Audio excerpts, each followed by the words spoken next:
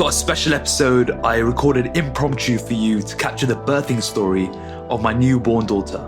It's been a whirlwind of an experience and one which I wanted to tell in a story that I hope one day she's able to listen to. If you prefer reading, check out the article version of this linked in the show notes and found in my blog on the RNT website. Without further ado, let's dive in. Call me if she comes. I shut the front door on Tuesday the 11th at 11:15 a.m. en route to Hackney to record a podcast. 71 minutes door to door. The due date for our baby girl was the 19th of April, but we both had this sneaky feeling she had other ideas. So I had one phrase ringing in my head. I need to get everything done by Wednesday the 12th at 3 p.m. because the baby is coming at 5 p.m. Little did I know, at 11:30 a.m, the waters broke. But Chani didn't text. At 12 p.m, she wrote, "I'm all good," with a smiley face. In my mind, I was set for the next few hours. At 2 p.m, another reply to my text. "I'm all good." Everything was going to plan. As I walked through the front door at 4 p.m, Chani was coming off the phone. "I just spoke to the midwife." "Why?" I replied in surprise. "I think my waters broke just after you left," she said. "Should I bring the bag?" I asked. "Nah, it'll be fine. The midwife said to come in just to check what's going on." When we arrived at West Middlesex Hospital, I was surprisingly calm. Chani was even more chilled, but as we stepped into triage, the looks on the midwives were anything but. The questions began. What transpired during the 21 questions was confusion between the breaking of the mucus plug and the amniotic fluid sac.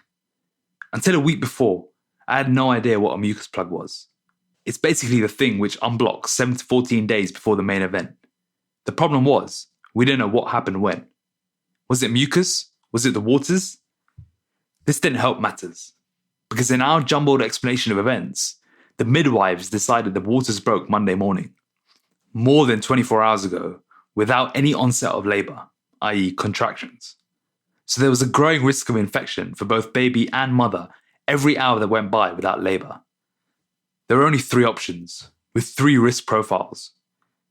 Number 1, begin the induction process immediately. Best option.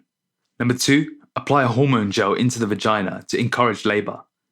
The gel softens the cervix in hope to start contractions, and then wait 6 to 8 hours before inducing. This was the second best option. The third option was to go home and come back in 12 hours to see if labour begins.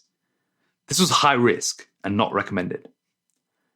Chani was adamant from the get-go to have a natural vaginal birth. But hey, even the best plans get torn up. So I asked the midwives to give us time to chat. And when we talked it through, I just didn't think the waters broke on Monday. In fact, I was convinced it was earlier on Tuesday. Mucus plug discharge is sticky. Water breaking is a gush of fluid that will wipe out any maternity pads you're wearing. Based on my limited medical knowledge, I said to Chani, "I don't think you need an induction." Risky argument, but my intuition felt strong. As we told the midwives, they made us aware of the potential issues. But we headed home at 8 p.m. with 2 points on the agenda to encourage labour. The first was a hot curry. The second was spending time bouncing on the birth ball. Because the waters had broken, sex was off the cards. Despite the events, I had one thing on my mind: finish my work. I knew the morning of work I had planned was no longer possible. So out of frantic panic, I pulled out the laptop for a beastly 3-hour content block. I'm usually in bed at 10 p.m, but it's funny what a bit of adrenaline, excitement, and a deadline can make you do. At 1 a.m, I messaged one of my team. If what I've written doesn't make any sense, please just correct it and get it out there on the date it's scheduled for. Job done. Earlier that day, I remember thinking, damn, I haven't been this productive in months.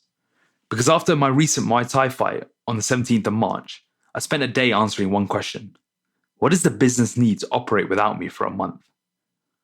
The result was a 19-point hit list, each with 5+ subpoints. I stared at it in sheer overwhelm, while shaking my head wondering why I'd never acted on this question before. But anyway, I had 3 weeks to get it done. I pulled out a whiteboard, marked the days, and wrote the plan of attack.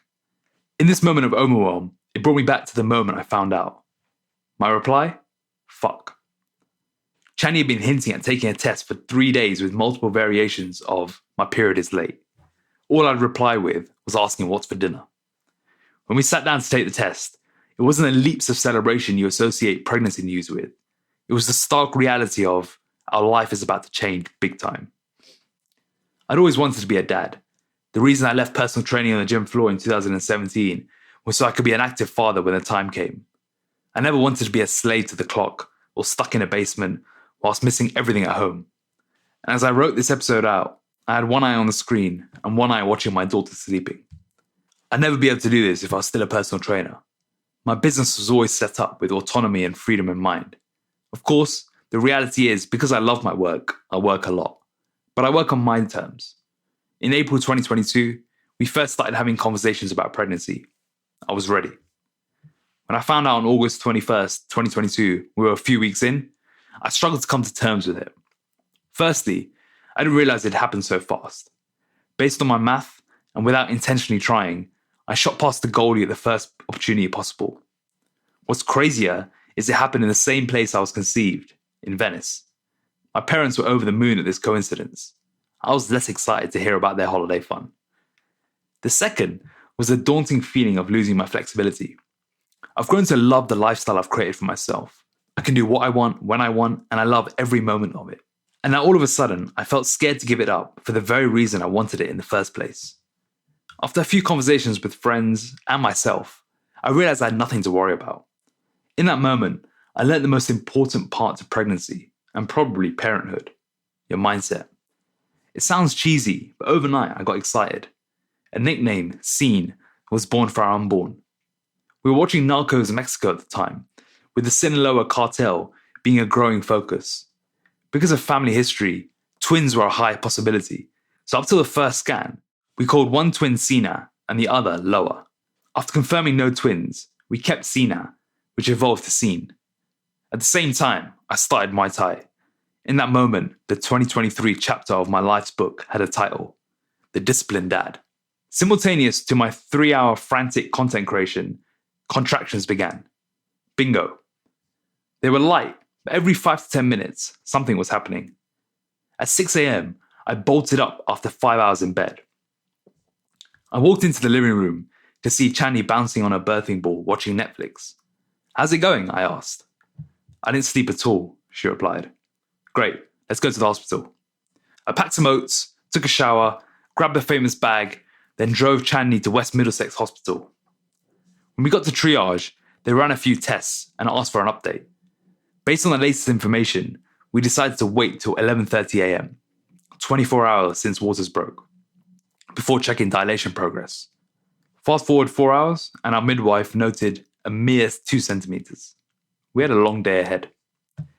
Talks of the hormone drip and induction began, but we were having none of it. Between 11:30 a.m. and 2:30 p.m., there was minimal progress at best. This was all happening in the antenatal ward. Individual rooms in the labour ward were unavailable. The ward was also jam-packed with deliveries, so we'd only be moved nearer the time.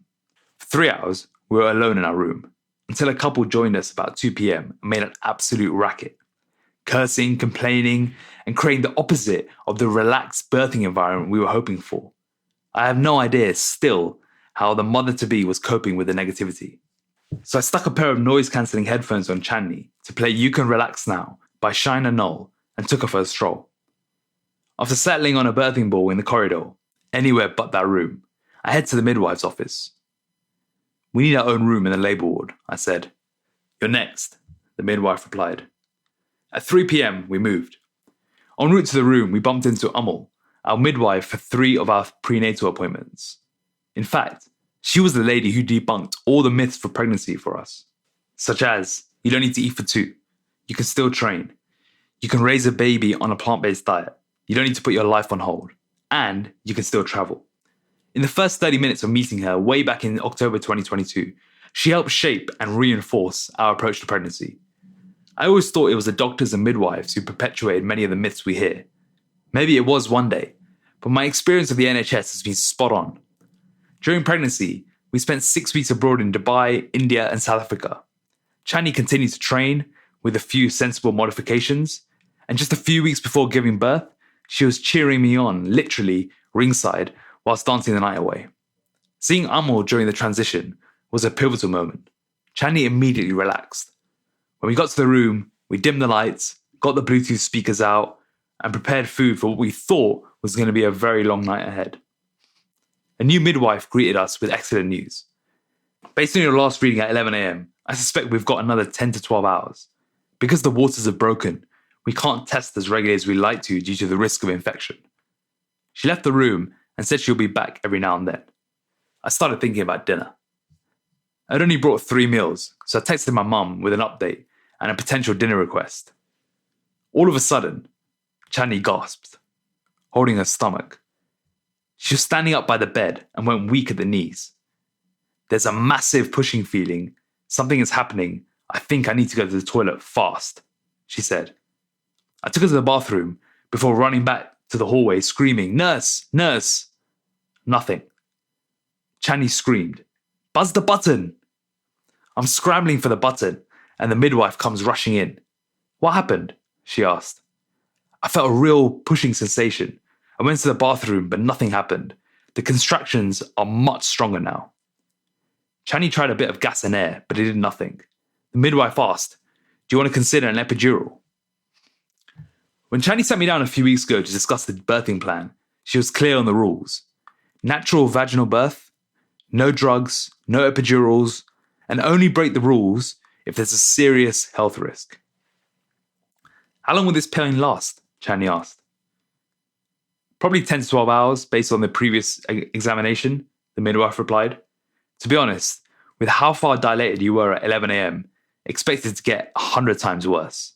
Your contractions are still quite far apart, and you're a bit too relaxed for someone about to give birth." Given Channy walked herself from the antenatal ward to the labour ward without a wheelchair, whilst chatting to people along the way, I could see the midwife's argument. "There's no way I can do this, let alone 100 times worse, for that long," Channy gasped. "I think I can keep going for another 2 hours. So let's go for the epidural." Being the fantastic birthing partner I am, I immediately intervened. "Are you sure? I don't think you need it. Let me coach you through this for however long."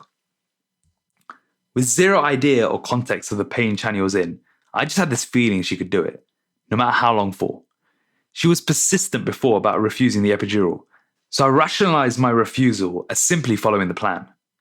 Channy asked, "Can we check how far along I am and then make a decision?" The midwife said only if the mother is 100% about an examination can she do it, and gives consent because of the risk of infection. Let's do it. At that point, I had no idea what to expect. It was 3:30 p.m, oats time. I cracked open my Tupperware in the big comfy chair whilst the midwife prepared for the check.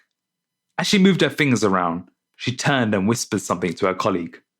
A moment later, she smiled at Channy and said, "She's coming." Channy gasped in shock. "What?" "I can see and feel your baby's head." "Oh, so what does that mean? How many centimeters am I? Am I fully dilated?" "No, you're past that.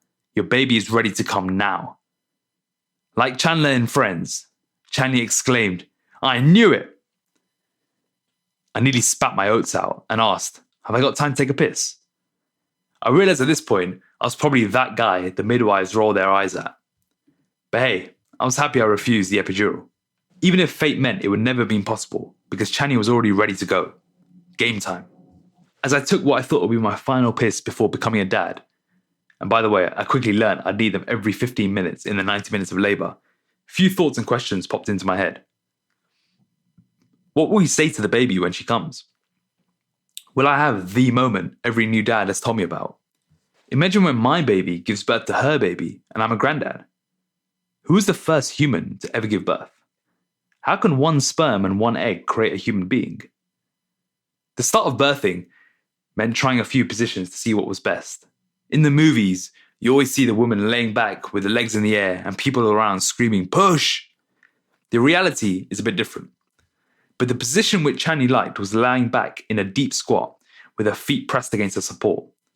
I still can't believe she stayed in a deep squat position and applied maximum force every few minutes for a minute straight. Part of me wondered what sort of load she was pressing through her legs, especially combined with the towel pull she was doing with the midwife.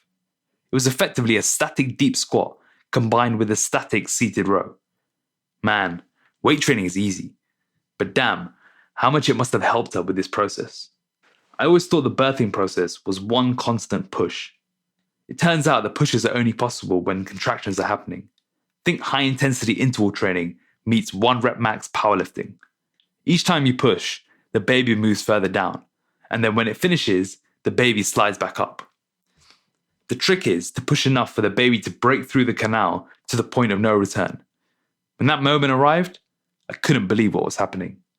I felt an overwhelming sense of emotion rush over me when the top of her tiny head became visible. The midwife showed a few of her hairs, and I fell in love. A new sense of responsibility entered with a tear in my eye. My daughter was on the cusp of her first breath. That's when I saw a sight I thought I'd never see. Chandni catching her breath between contractions, and our baby's head hanging outside of Chandni. 2 heads on the opposite sides of the body. Because we needed another contraction for the body to come out, there was a good 5 minutes of seeing this weird, godlike Hindu deity image of 2 heads in front of my eyes. I snapped a picture for Chandni, which won't be shared anywhere, and braced myself for the final push. At 6 p.m, our beautiful baby girl took her first breath, born into an ocean of love. The first of a new generation of Vagelas. The moment we told my parents we were expecting is one I'll never forget. It was my mom's 58th birthday, and maybe the best birthday present of all time. Ever since, our family and friends have basked in the joy of her imminent arrival. From baby announcements, gender reveals, to baby showers, our daughter's been swimming in an ecstasy I hope she'll never forget. The birth was everything Chandni wanted from it. She'd been preparing meticulously, physically and mentally. It's one that unraveled in a way that midwives said was as rare as they come. Going from 2 centimeters to active labor in a few hours isn't the norm, and I think a few factors helped. The first was the timing of the room move, which I'll happily take credit for. The second was bumping into Amol, who ended up staying for the entire delivery, an unexpected nice surprise. And third was the sheer fearlessness of my wife, Chandni. I don't know anyone like her. Always grateful, always positive, and always high on the energy of the universe. Gratitude is something I struggle with often. I think about life and death daily. And in my delirious, sleep-deprived, deep thoughts later that night, more thoughts entered my mind. Why do I concern myself with trivial things? What really matters? Which soul entered my daughter's body? Observing the way baby V entered the world gave me a stark reminder of the preciousness of life. Watching her live moment to moment is heaven on earth. When you read any old religious or spiritual texts, all roads lead to the same path. Much of it is rooted in detachment, presence, and lowering your sense of self. I've never had an interest in playing with or spending time with other people's kids, even close families, so I never spent much time observing them. As I sat there skin to skin with my daughter, an hour after she entered the world, I saw what it means to live in bliss. No massive goals or distractions, no time pressure, no inflated sense of ego or self, no monkey mind interfering with their beautiful existence. As a 30-year-old with a type A personality trying to build a business, observing a baby is everything I need to learn for how to enjoy my time here. What's crazy is these thoughts came rushing in as Chandni was struggling with a severe loss of blood. The normal amount is 200 ml. Chandni lost close to 800 ml. So she needed to rest, recover, and rehydrate to avoid any risk of fainting or worse. As the nurses helped her, I used this opportunity to develop my own bond with our baby. Oftentimes during the pregnancy, I'd forget we were having a baby. I suppose that's normal if you're not carrying the baby inside of you. But my real big fear was not connecting with her. Whilst I knew I wanted kids, I'm not an emotional guy. I struggle expressing love into words. And if I'm on my head too much, I lose sense of any real connection or gratitude. I remember asking my dad during a walk earlier this year if he ever felt the same. He said, "You'll know when she arrives." I was so curious to know what he meant. I heard the adages of your life changes when you have children, or your perspectives shift when you become a parent, but I never knew what they meant. How could I? But the moment I saw the top of her head, my heart melted. Because Chandni's waters broke early, we were asked to stay for an extra 24 hours. And in her first 24 hours, there were concerns about her body temperature being too low. They ran a few tests, brought pediatricians and consultants in, and even put her under a heater. With the risk of infection, there was talks of blood cultures being drawn and antibiotics into administration. When I heard this, I knew something wasn't right. Where are you getting all these assumptions from? I know she's fine. After discussion between multiple doctors, it turned out the room was cold. It was no fault of their own, as they were only being cautious. But it was at this moment I knew our daddy-daughter link was special. From delaying induction, refusing epidural, and denying infection, I knew at every stage my baby was okay. I couldn't wait to bring her home.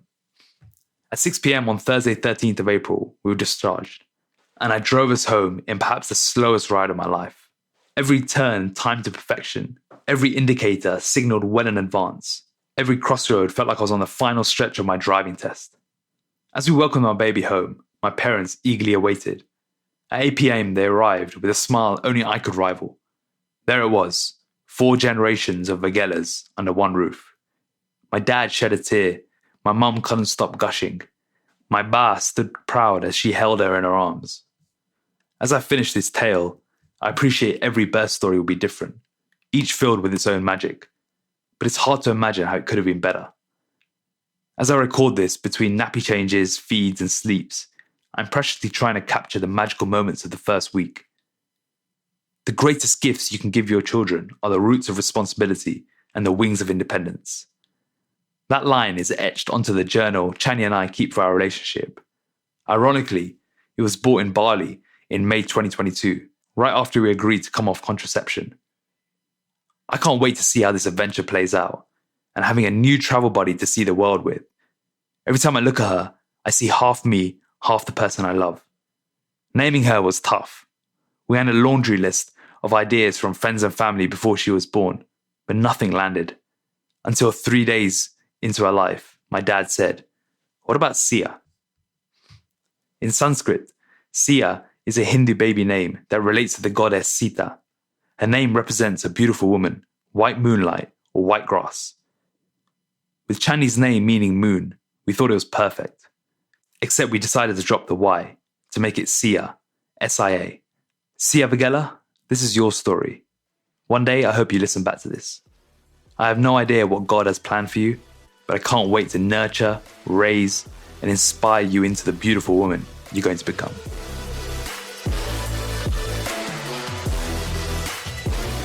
If you enjoyed this episode, I think you'll also love my conversation with Chani on episode 321 of this podcast. Inside, we talk about the pregnancy journey, what it was like, and some of the myths we squashed during the pregnancy around training, nutrition, and mindset. And if you're enjoying this podcast overall, please hit subscribe on whichever channel you're listening to this on, so you can stay up to date with all the latest episodes. Thanks for your support, and we'll catch you next time.